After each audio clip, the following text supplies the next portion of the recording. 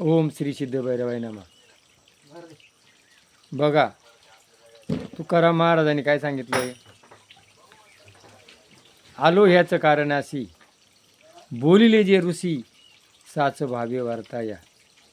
जे ऋषीमुनी बोलून गेले आणि त्यांच्या प्रकारानं वागायला मी इथं आलोले. बोले तैसा चाले त्याची वंदावी पाऊली, अंगे अंगण झाडिलं त्याचे दासत्व करीन. तर तुकाराम महाराजांनी जसे बोलले तसे वागले. आज समाजामध्ये लोक नुसते बाबा सांगतात, बोलतात, पण त्याप्रमाणे वागती नाही. म्हणून आपल्या संतांनी जे काय ठेवले, काय साधू बाबा कीर्तना सांगतात, आईबापाची सेवा करा, असं करा, तसं करा. अरे तुम्ही सांगा त्या, पण तुम्ही वागा त्या का? म्हणून जसं बोलतो तसं वागणं हे महत्त्वाचं आहे. म्हणून आपला जो हा चॅनल आहे, या चॅनलमध्ये काय आहे? ज्ञान, विज्ञान आणि अध्यात्म आणि आजची परिस्थिती.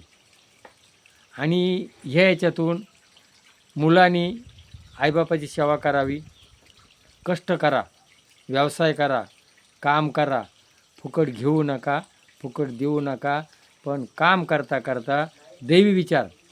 कामामध्ये काम, मुखी म्हणा राम नाम, जाईल हा भव सिंधू, सुख होईल कामाचे.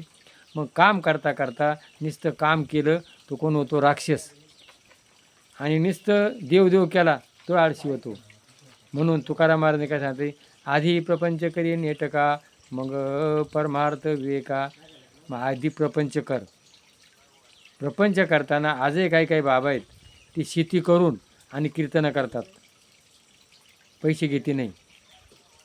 म्हणून ज्ञान हे देत राहावा. ज्ञान हे फुकट सांगितलं ना त्याची किंमत कळती, पैसे घेऊन ज्ञान सांगितलं ना त्याची किंमत कळत नाही. आणि मग असं हे ज्ञान आहे, ही आईबापाची सेवा करा, धंदा करा, शेती करा. आणि आज जर तुम्ही केलं, ही शेती व्यवसाय तोट्यात आहे. हा शेती व्यवसाय आज शेतीला किंमत नाही. आणि म्हणून त्याला जोड व्यवसायात. व्यवसाय करा, जनावरांची रखड घाला, तकलीफ होती.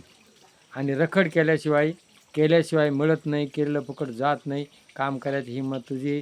म्हणून या पितृपंढरवाड्यामध्ये प्रत्येकाने संकल्प करा, आणि मी व्यवसाय करील, शेती करील, आईवडिलांची सेवा करील आणि भगवंताचं स्मरण करील. मग आज माणूस ही मोबाईल जो आहे, हे मोबाईल अमृत आहे आणि मोबाईल विष आहे. त्याचा जसा वापर केला तसा.